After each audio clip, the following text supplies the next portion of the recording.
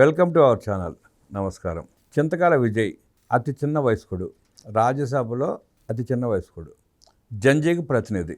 మొన్న రాజ్యసభలో తొలిసారి ఆయన రాజ్యసభ మెంబర్ అయిన తర్వాత తొలిసారి మాట్లాడుతూ జగన్మోహన్ రెడ్డి కేసులు సిబిఐ ఈడీ ప్రస్తావించాడు. ఆయన నిజమైన జంజీ ప్రతినిధిగా ఆయన ప్రస్తావించడాన్ని యావత్ దేశం అంతా అభినందిస్తూ ఉంది. ఇటీవల ఢిల్లీలో జంజీ ప్రతినిధులు అంటూ కాక్రోచ్ జనతా పార్టీ ఆధ్వర్యంలో నీట్ పేపర్ లీకేజీ విషయంలో ధర్నాలు చేయటం, నిరసన తెలియజేయటం, ఆ లీకేజీకి పాల్పడ్డ వాళ్ళని మెడల వంచి అరెస్టులు అయ్యేదాకా ఉద్యమం చేశారు వాళ్ళు. అట్లాగే విజయ్ గారు ప్రశ్నించినట్టు జగన్మోహన్ రెడ్డి లాంటి వాళ్ళని కట్టడి చేయకపోతే దేశ ఆర్థిక పరిస్థితి ఏంటి తెలుసుకునే ప్రయత్నం చేద్దాం. విశ్లేషణ మనతో ఉన్నారు senior journalist doctor Vadlaman Kanakadurga గారు. వారిని మన విశేషాలు తెలుసుకుందాం.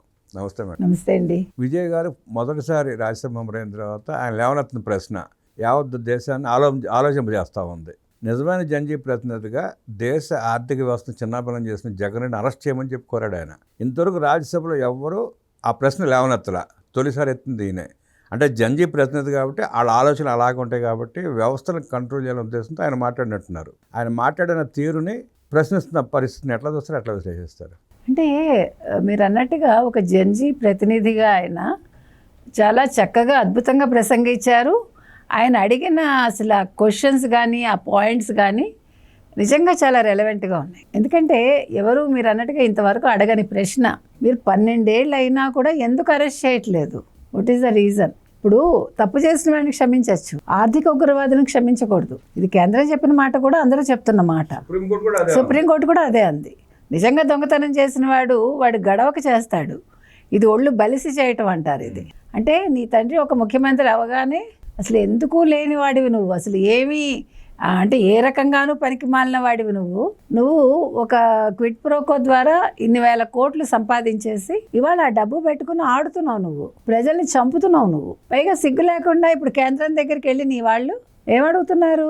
జగన్మోహన్ రెడ్డికి Z+ కేటగిరీ కావాలి. దేనికి కావాలి? నువ్వు నరుక్కుంటూ వెళ్తే ప్రజలు వెళ్ళాలి కేంద్రం దగ్గరికి. వాళ్ళు కేంద్ర హోంమంత్రి దగ్గరికి వెళ్ళి ఆంధ్రప్రదేశ్ ప్రజలు ఇప్పుడు ఏ ప్రాంతాలకు వెళ్ళారో, తర్వాత ఎక్కడెక్కడ యాక్చువల్గా రైతులు ఉంటారో వాళ్ళందరూ కూడా ఒక వినతి పత్రం ఇవ్వాలండి. మాకు ఈ జగన్మోహన్ రెడ్డి బయటికి రాకుండా చూడండి, మా ప్రాణాలకు ముప్పు వాటిల్లుతోంది, మా మీద దాడి చేస్తారు, మేము దాడి గురించి మాట్లాడితే మా మెడ మీద కత్తి పెట్టి అబద్ధాలు చెప్పిస్తున్నారు, మాకేం చెడు చేయలేదు, వీళ్ళు చాలా మంచి చేశారు, జగన్మోహన్ రెడ్డి మాకు స్థలం ఇచ్చాడు, జగన్మోహన్ రెడ్డి మాకు ఆర్థికంగా సాయం చేశాడు, మాకు ఎటువంటి చెడు చేయలేదని మా చేత అబద్ధాలు చెప్పిస్తున్నారని. ఎందుకంటే ఇవాళ జరిగింది అదే, మీరు చూశారు నిన్న దేవరపల్లిలో ఆ టీ కొట్టు వాళ్ళది ఏం జరిగిందో చూసామ్మా. దేవుడి ఫోటోలు కూడా కింద పడేసి తొక్కేస్తే ఇవాళ ఆవిడ ఏం చెప్తోంది? నిన్న జరిగిన ఇన్సిడెంట్ వేరు, ఇవాళ ఆవిడ మాట్లాడుతున్నది వేరు. అంటే ఆవిడ మేనేజ్ చేశారు. మేనేజ్ చేయడం డబ్బు కాదండి, ఇక్కడ భయపెట్టడం, నీ ప్రాణం తీస్తానండం. వీళ్ళ చేతుల్లోంచి వీళ్ళు ₹1 ఏమి ఇవ్వరు, మళ్ళీ అలాంటి మంచి పనులు ఏం చెయ్యరు. కాబట్టి ఇవాళ మీరు అన్నట్టు చింతకాయల విజయ్ రాజ్యసభలో ప్రస్తావించిన అంశం చాలా నిజంగా అందరూ కూడా అప్రిషియేట్ చేశారండి. మీరు అన్నట్టుగా చిన్న వయసులో ఆయన ఇంత చక్కగా మాట్లాడటం, ఎందుకంటే ఫస్ట్ ఆయన 2009లో మాట్లాడినప్పుడు కూడా మనం చూసాం ఎంత అద్భుతంగా అతను ప్రసంగించారు. అప్పుడు చిన్నపిల్లాడు ఆయన. సో మళ్ళీ ఇప్పుడు మనం అటువంటి ఒక మంచి ఒక స్పీచ్ విన్నాం మనం. ఇంకోటి మీరు అన్నట్టుగా జెన్జీ రిప్రజెంటేటివ్గా ఇప్పుడు నేను కాక్రోచ్ జనతా పార్టీ లాంటి వాళ్ళని కూడా అడుగుతున్నానండి.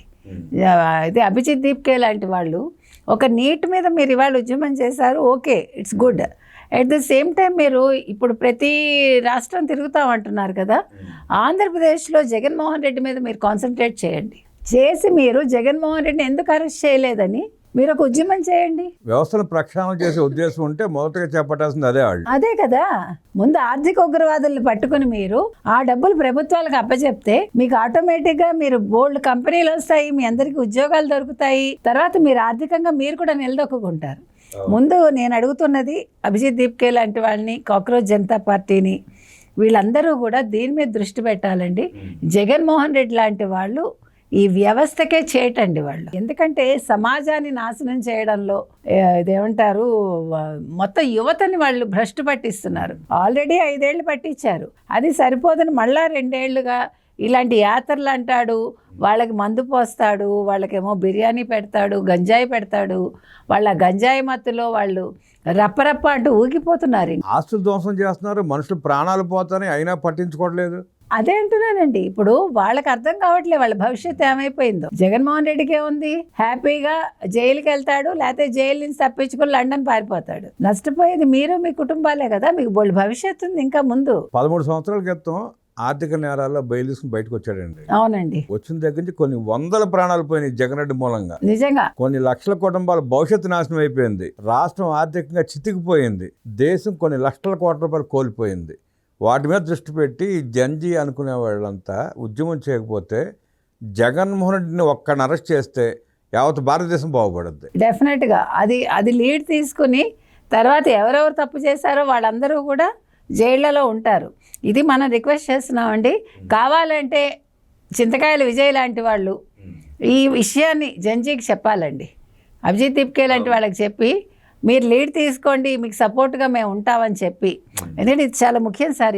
ఇవాళ నేనైతే ఇది కోరుతున్నాను నేను నిజంగా. అభిజిత్ దీప్కేని కానీ మిగతా వాళ్ళని కానీ సౌరభ్ దాస్ కానీ వీళ్ళందరూ కూడా దీన్ని దృష్టిలో పెట్టుకోవాలి. ఎందుకంటే దే ఆర్ ద లీడర్స్ కాబట్టి, దే ఆర్ ద జడ్జికి ఇది కాబట్టి వాళ్ళు దీని మీద దృష్టి పెట్టాలి. ఎవడు తప్పు చేసినా వదలదు రాజకీయ నాయకులు, ఎంతటి వాళ్ళైనా సరే. మీరు మీ ఉద్యమం ద్వారా వాళ్ళని రోడ్డు మీదకి తీసుకురండి, అవసరమైతే జైల్లో పెట్టించండి. అప్పుడు మీరు సక్సెస్ అయినట్టు అని మనం వాళ్ళకి చెప్తున్నాం. సో చింతకాయల విజయ్కి మాత్రం మీరు అద్భుతంగా మాట్లాడారు. మీరు ఇలాగే మీ ప్రస్థానం కొనసాగించండి. మీరు మీ తండ్రి గారి వారసత్వాన్ని నిలుపుతున్నారు. భవిష్యత్తులో మీరు ఇంకా చాలా ఉన్నత పదవులు అధిరోహించాలని అయితే మనం కోరుకుంటున్నాం. నీట్ వల్ల అండి 21 మంది చనిపోయారు పేపర్ లీకేజ్ మూలంగా. 1-2 లక్షల మంది ఆ నీటి పరీక్షలు రాసి ఉంటారు, వాళ్ళంతా ఇబ్బంది పడి ఉంటారు. కాదు జగన్మోహన్ రెడ్డి లాంటి ఆర్థిక నేరస్తుల వల్ల 140 కోట్ల మంది ఇబ్బంది పడుతున్నారు, ఇబ్బంది పడ్డారు. దేశం కూడా ఇబ్బంది పడుతూ ఉంది. అయినా వ్యవస్థలు చూసే చూడట్టు పోతూ ఉన్నాయి. వ్యవస్థను ప్రశ్నించాల్సిన అవసరం వాళ్ళు జంజీకి ఉంది. ఖచ్చితంగా ఉంది సార్.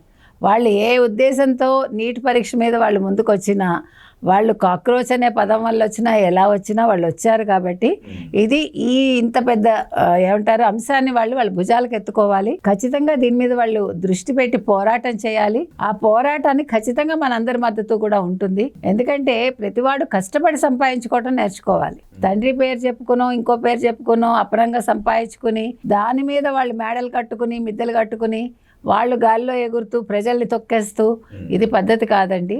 ప్రతి చివరి వ్యక్తికి కూడా ఇవన్నీ కూడా చేర్చాల్సిన బాధ్యత కూడా జంజీ మీద ఉంది.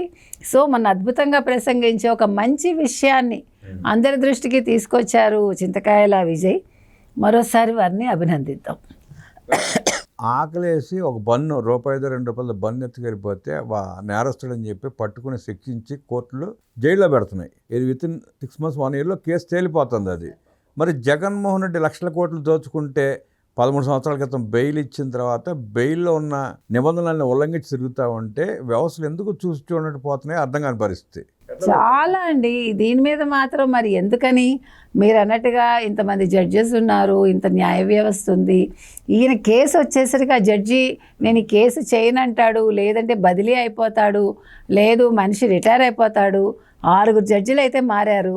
మీరు కావాలంటే గమనించండి, 6 జడ్జిలు మారారు. అక్కడ అతను ఎవరు వివేకానంద రెడ్డి హత్య కేసులో 6 సాక్షులు మాయమైపోయారు. మరి ఇవన్నీ కూడా చాలా వింతగా ఉన్నాయండి.